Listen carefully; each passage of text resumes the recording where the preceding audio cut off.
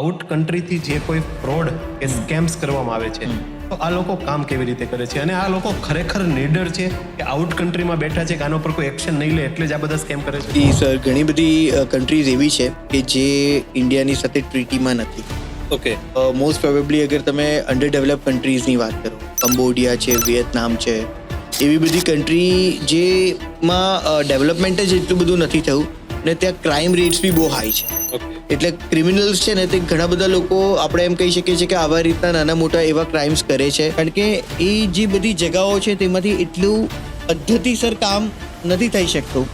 અને આ સિવાય એવી જે કન્ટ્રી કે જે ઇન્ડિયાની સાથે ટ્રીટીમાં નથી તેની પાસે અગર તમે લોગ્સ મંગાવો તો they are not bound to give you the logs. Okay.